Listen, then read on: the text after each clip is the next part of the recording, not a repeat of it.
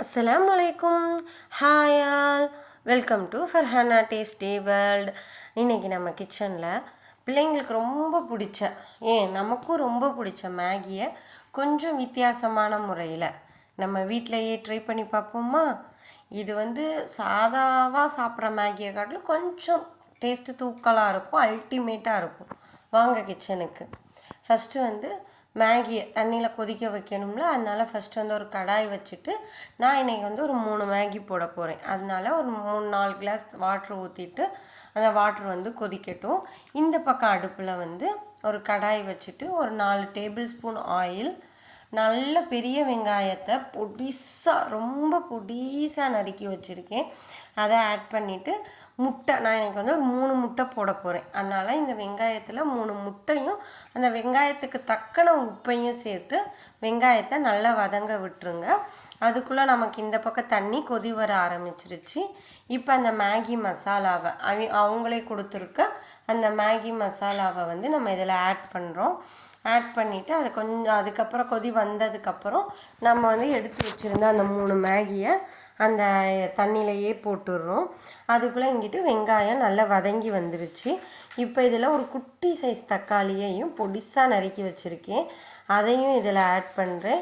1/4 teaspoon மிளகாத்தூள், 1/4 teaspoon மஞ்சத்தூள், 1/4 teaspoon கறி மசாலா, அதோடு நான் கரம் மசாலா கொஞ்சோன்னு ஆட் பண்ணிக்கிறேன். கரம் மசாலா ஒரு 1/2 டீஸ்பூன், நான் ஆச்சி கரம் மசாலா தான் யூஸ் பண்ணுறேன். ஆட் பண்ணிவிட்டு நல்லா அதை வதங்க விடுங்க. அதோட பச்சை வாசனை ஃபுல்லாக போகிற அளவுக்கு வதங்கணும். இதில் ஒரு 1/4 டீஸ்பூன் இஞ்சி வெள்ளைப்பூடு விழுது போட்டு அது நல்லா வதங்கினதுக்கப்புறம் ஒரு 3 முட்டை, அந்த 3 முட்டையை நம்ம உடச்சி இதில் ஆட் பண்ணிக்கிறோம். முட்டை, வெங்காயம், மேகி இதெல்லாம் சேர்த்து சாப்பிட்றப்ப கொஞ்சம் தனியான ஃபீல், ஒரு டேஸ்ட் இன்னும் கொஞ்சம் தூக்கலாக இருக்கிற மாதிரி இருக்கும். இப்போ அந்த முட்டை வேகிற அளவுக்கு அது நம்ம வதக்கி எடுத்துக்கிறோம். இப்போ இதில் முட்டைக்கு தேவையான அளவு பெப்பர், நான் பெப்பரையும் சீரகத்தையும் சேர்த்து அரைச்சி வச்சுருக்கேன், அதை ஆட் பண்ணிவிட்டு கொஞ்சோண்டு கொத்தமல்லி, கருவேப்பிலை இந்த 2யுமே போட்டு அதில் நல்லா மிக்ஸ் ஆகிற அளவுக்கு வதங்க விட்டுறணும்.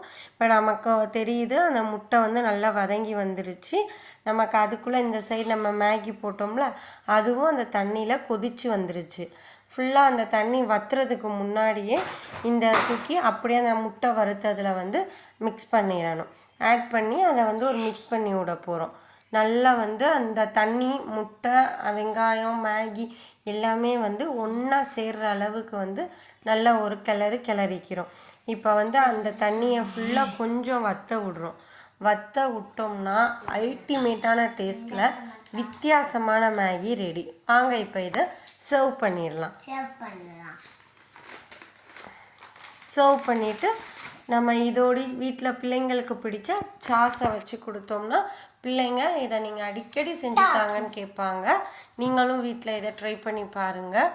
லைக் பண்ணுங்கள்,